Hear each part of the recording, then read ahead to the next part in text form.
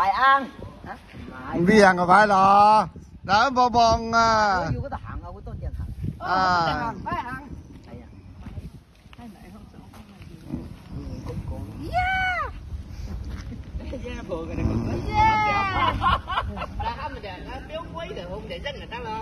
Nó có một tiếng mới Zalo chuyện mà.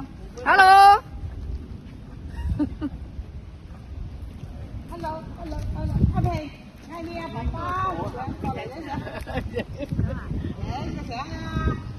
Dễ lòng liền á. Nói đi rồi. Cô ba, lấy xẻng ra, ngồi để lên xẻng ra. Xài lại. Đây, xài giấy chén à phải. Đi rồi cô ba dạy ngồi xin á. Cô ba. Cô ba xin á.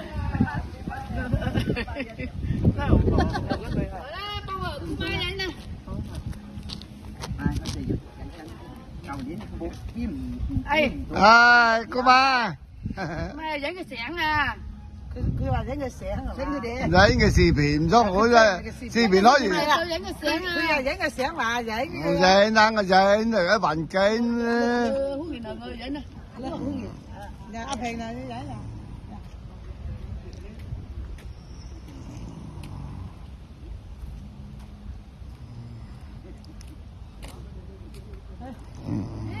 Phải nhớ nó lên rồi. Ấy, hổ lên à. Để phạm đi cái này.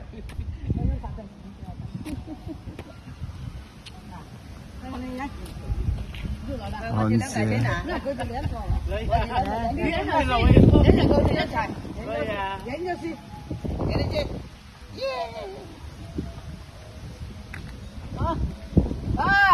Chết rồi.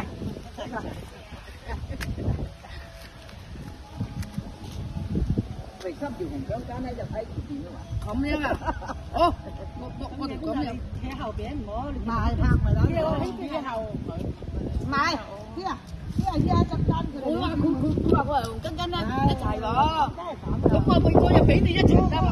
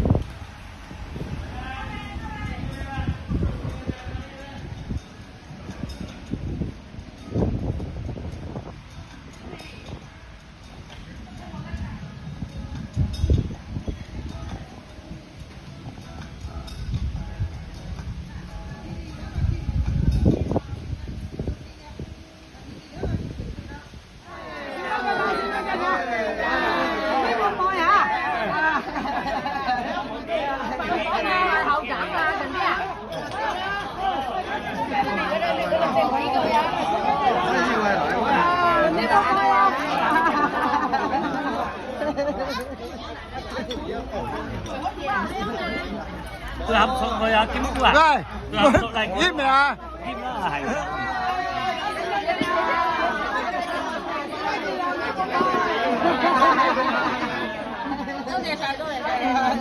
Sao vậy? Mà có thể để lên này.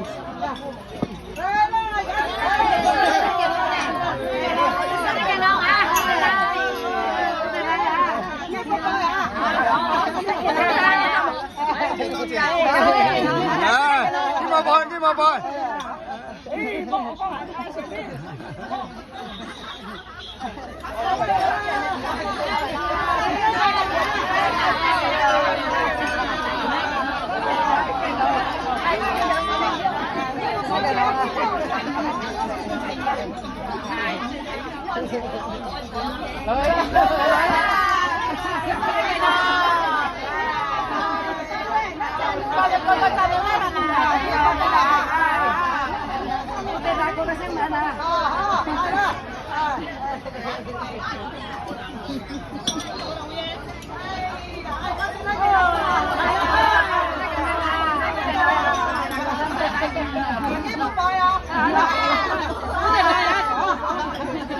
唔出得快呢？唔出得快啊！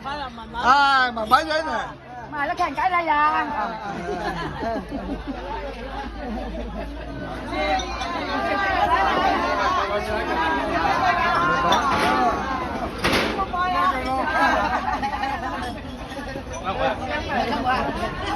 你呢個呢個？哦，係老闆嘅。來啦！啊！啊！呢個boy，呢個 boy。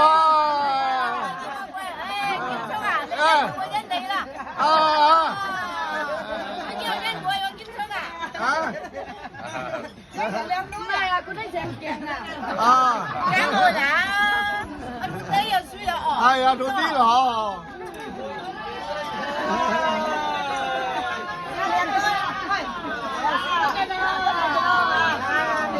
呢個杯啊，飲多杯，飲細咩？飲細嘅，斟嘅。我啲白酒嚟㗎，嚟呢度呢度，阿妹啊呢個妹，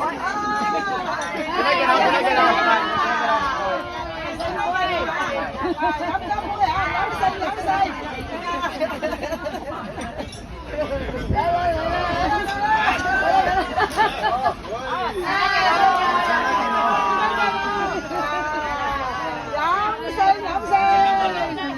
飲多杯啊！你本身要飲啖先啦嘛，妹啊！好啊，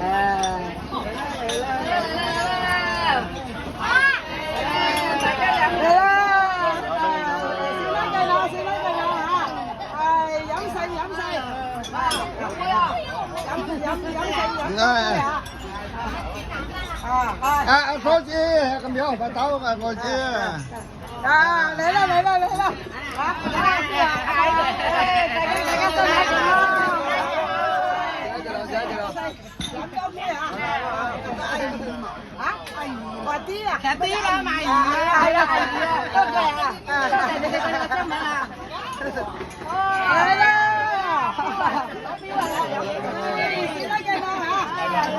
身體健康，飲多杯。再攞表兼個 boy，兼未贏咁多米金啊！贏嗰啲白金啊女，抵知啊！已經係變米金啊，變人民美金。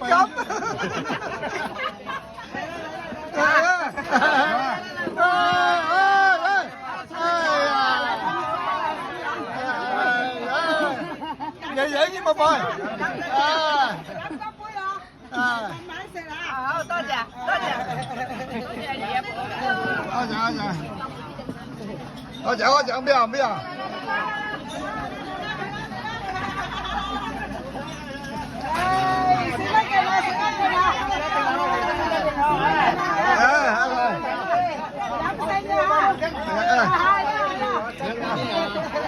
唔該，按個人上放嚟上網上 YouTube。嚟啦嚟啦！老婆嚟啦，飲杯啊！飲杯 cheers！三杯老婆啊！我哋呢班係攞大支啊！大支啊！飲杯啦！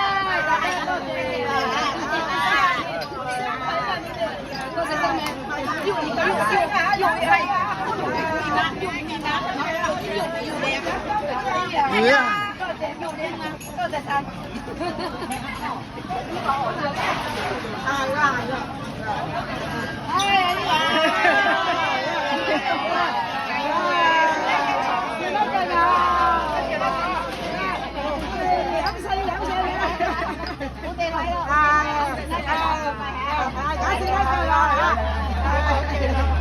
好啲唔相比啦，飲多杯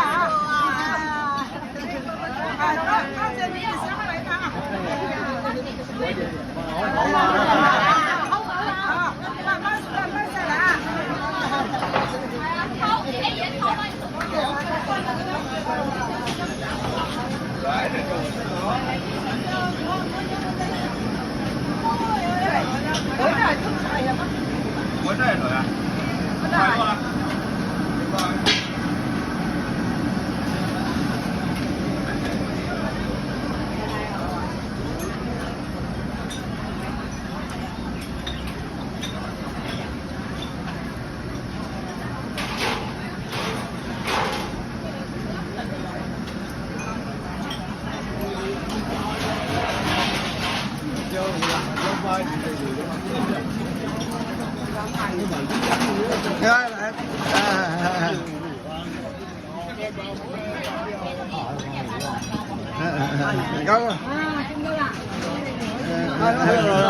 Tôi nói chạy ngầu.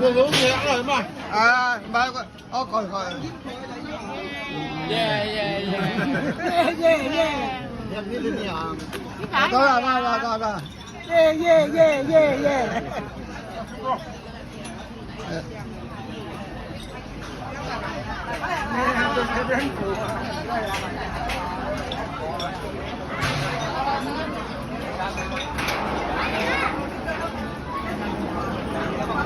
Hậu tình đi chắc rồi không phải kẹt rồi đó.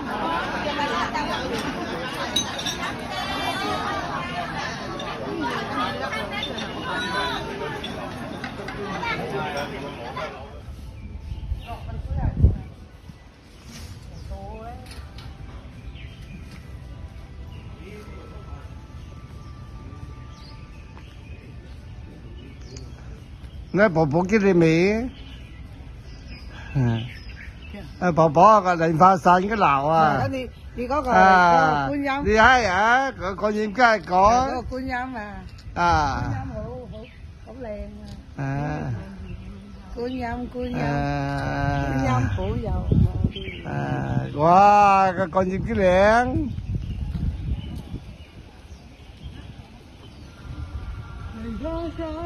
à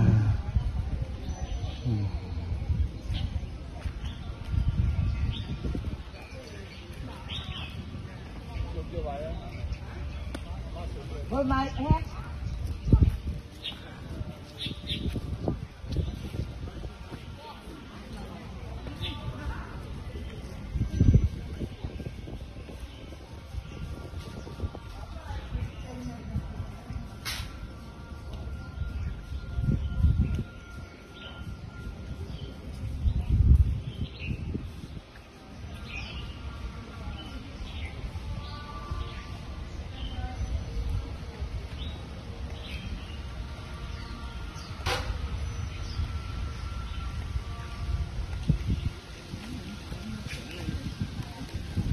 ừ.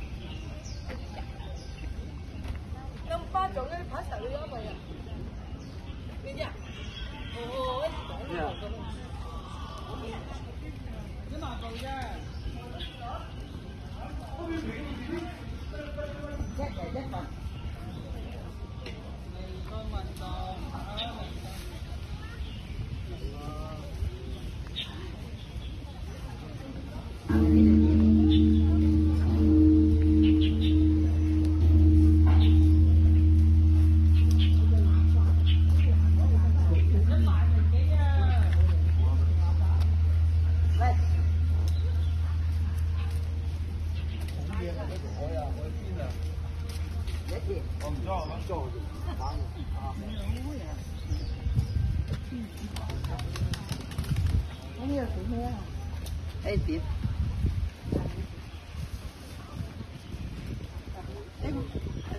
Đường ấy mà sao mình đó Đó chỗ này đây. Đấy ra. Bí cho cái gì đó. Có rồi. Này tìm được lo. Nè, tìm á. Đi tàu. Đi tàu. Mèo mò.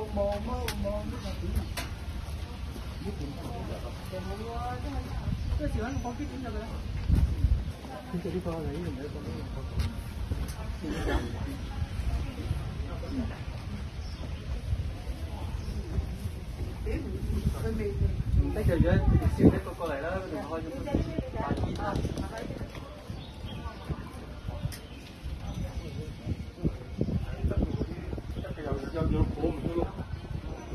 啲得㗎。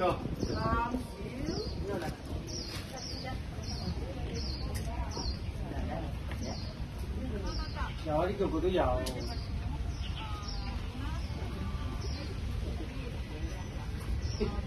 有得你食。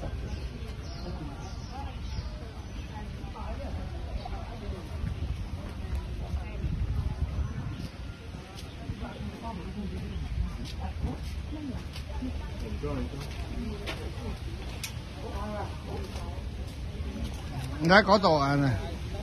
喺嗰度買啊？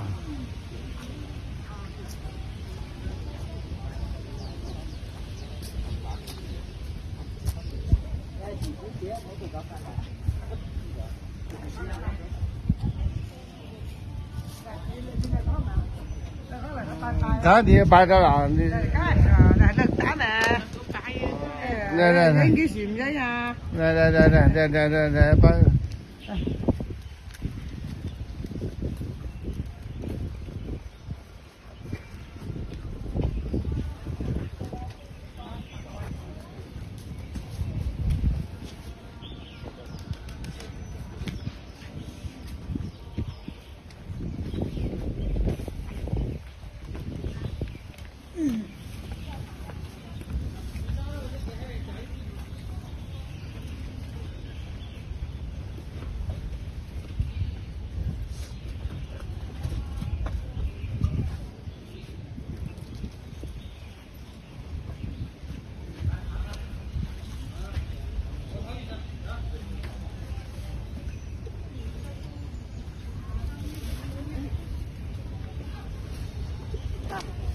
你揸住佢，你要去拜拜嘅，嚟去啊！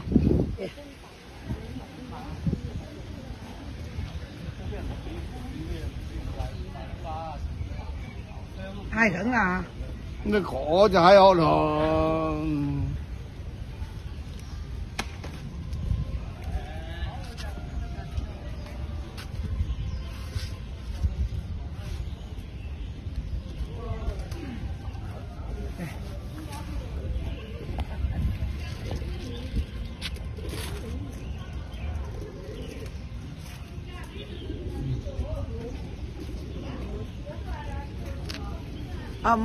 可以行上去啊！好熱啊！我而家就會解得啦。行上去轉一圈啦。行上去睇下啦，行上去轉一圈。行埋咧咁高啊！又叫高啊，10幾級啫嘛。唔係好高咧。好高啦，唔係。行到轉一圈。係啊。轉個好啊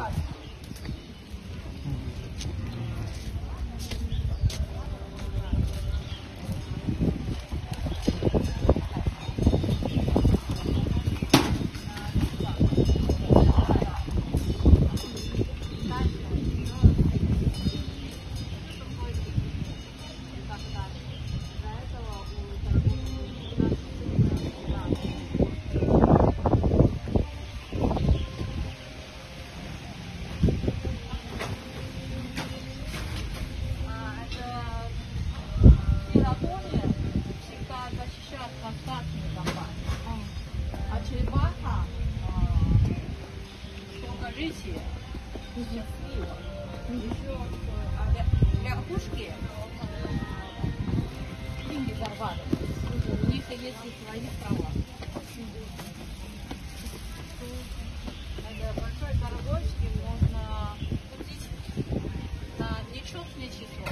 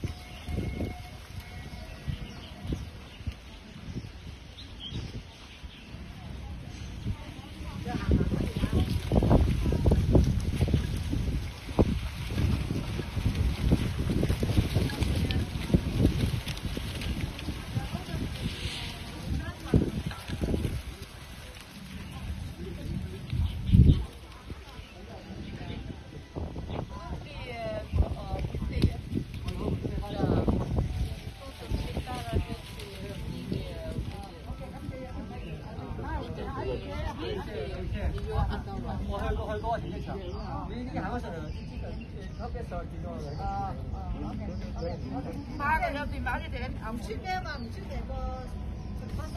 即係唔出，即係就喺呢度出嚟嘅啲機場嘅。我上嚟見到我嘅，你行咧？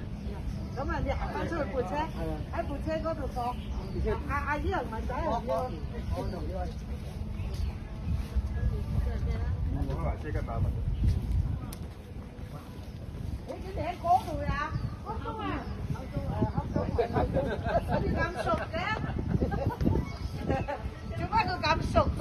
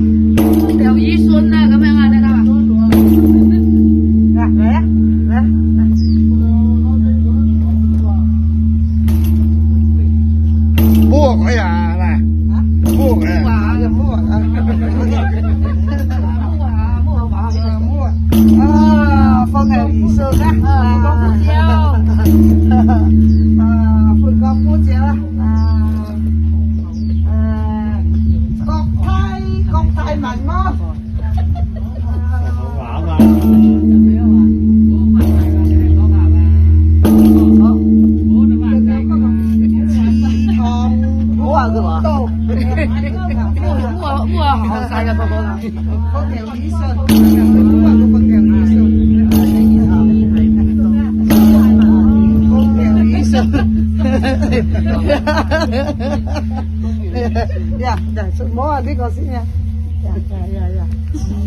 好，喺嗰度去摸啊摸啊，何厚華香港特首啊，香港特首勁讚㗎，佛高普照，慢慢拉住佢吧，拉住佢，拉住啊，慢慢啊，國泰民安。你行翻佢啊！行翻過嚟。順風順路，風順路順水，人命好，平平安安，好似有時咪等出入平安。心想事成，係咪有傳對成日係咁？係嘛？係咩傳統啫？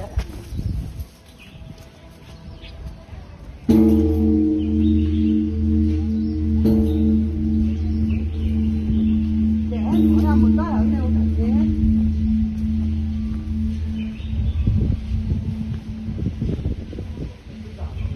就呢度級落係啦，再右轉就係一住我景區行㗎啦。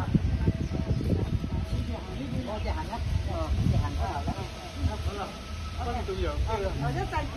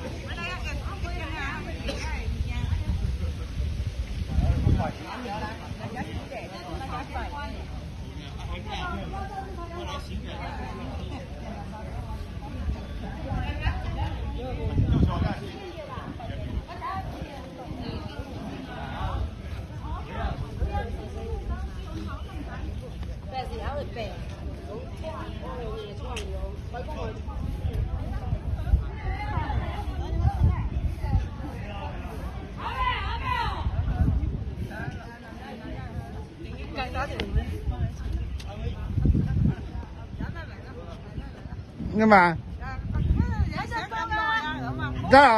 ra ra con知道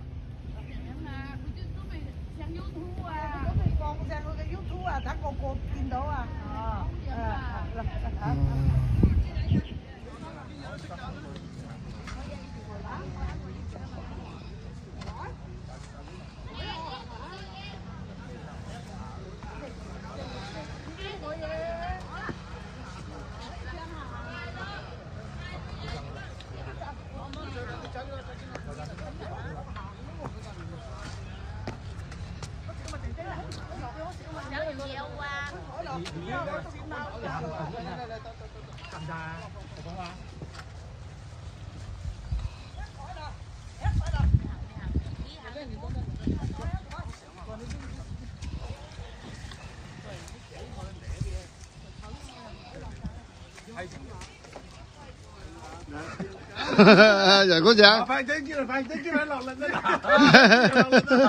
越多，真叫佢落嚟。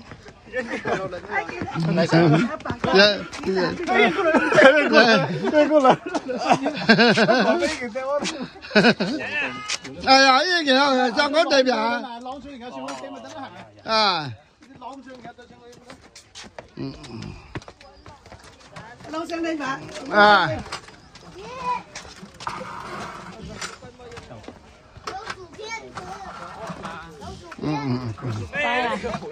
大奶奶而家，得嚟得去買㗎啦，夠你啦。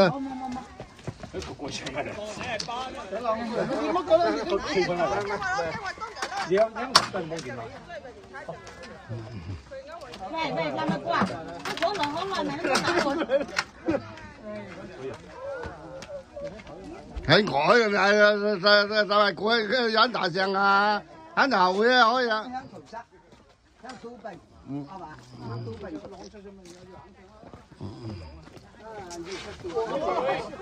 可以。嚟啊嚟啊嚟啊！呢行嘅。嗯。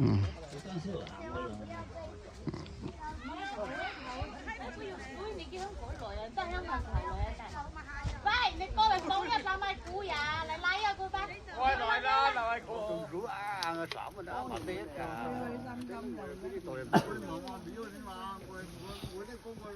我只想吃你。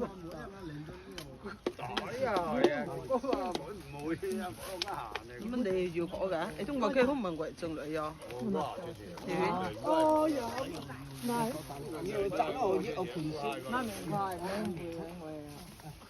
又咩名？唔怪我有測試佢嘅種呢個係面。Hello。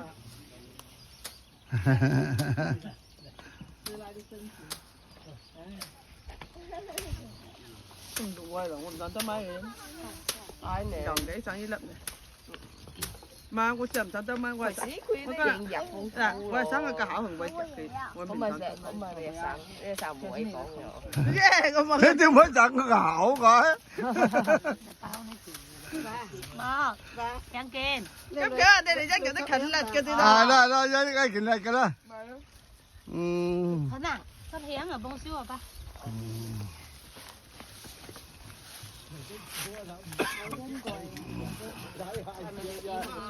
Hậu miệng rút giảm mà. Sao ba? Ôn đi nhập tủ. Hậu hôn đấy.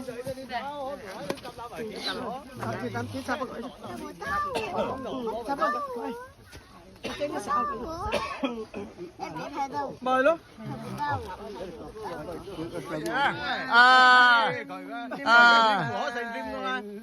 Coi phim bỏ dần phim ra. Đây mọi người ra đây bay đây. Này, ngồi là bay. Đây ngồi đi ra chân kỹ. Đây là cái mũi nãy ta lò đi tao bay này.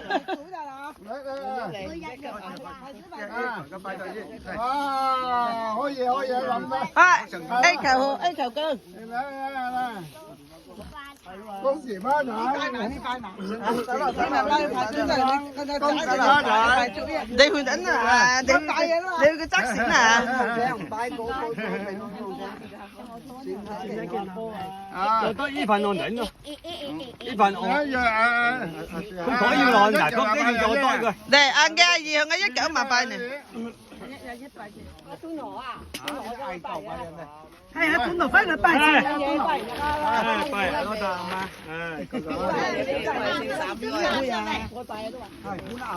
你真啱啦咩？Đó tay rồi nè. 你揸上來咯嗬，不嚟我。咪咪坐在這裡，坐在這裡，坐在那裡。你那個人出業係我點樣路使咪夠啦？唔打哇，唔打哇，係做開啦，做開，唔給菜。點樣路使？ Còn có dẫn cô cầu nữa mà. Phải là bay à. Nhưng mà hàng sườn nhá, có phải sườn nhá, cũng có gì không mà. 都可能開生意嘅喎，拜油公都睇嘅喎。嗱，阿芬你拜嘢，爸爸拜。你單上單嘅話咧更齊啦，即刻笑睇咁樣。得啦，我講哦。所以係講落嗰度。家鄉嘛。你講嘢燒鵝啦，夠燒鵝嚟。你一個人還是一個人啊？哇，一塊咯。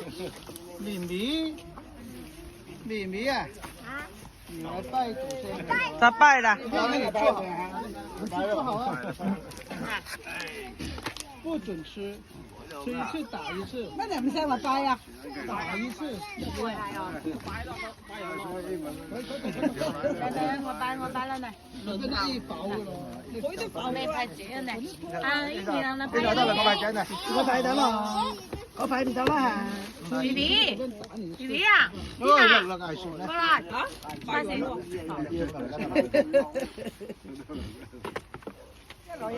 拜呀！thank you，拜呀！我慢下仔呢，翻嚟一問隻嘅，慢下仔呢。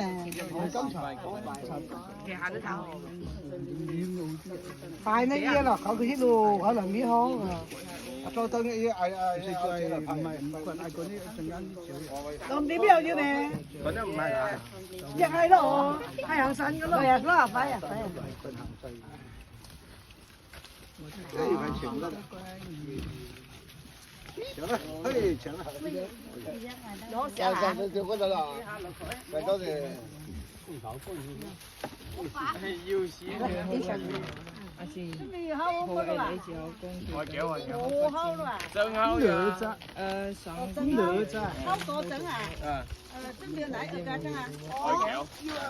開橋仔好睇過去，本來過去人家差唔多冇得。開橋係爭啊！佢係咪會有橋中嘅？佢開橋爭咗過去咯，話要跟我點咯。佢講門啊嘛。爸爸，為什麼這車會燒啊？不是本來沒火的嗎？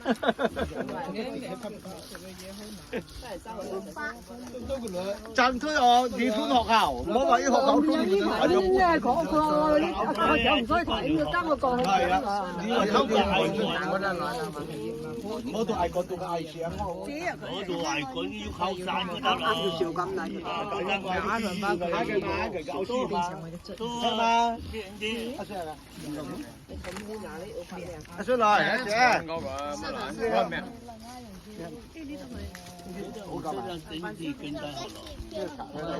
不准吃了，要去啊！最近跟他打。我講咪要看到吹睇嘛？你個屁股不准吃。哎呀，今天兩個半個咪都見先見㗎啦。我難話就係呢個半最難。有冇呢種啊？在哪一種啊？有冇呢種？哪一種係？佢個小豬包個木坑話要坑個嘴佢一下咪冇點會啦嚇。你可以呢個嘴浪起個下邊。唔係佢而家話佢得餅要坑咧，我哋一對波盤我好好笑。好計眼啊，各位。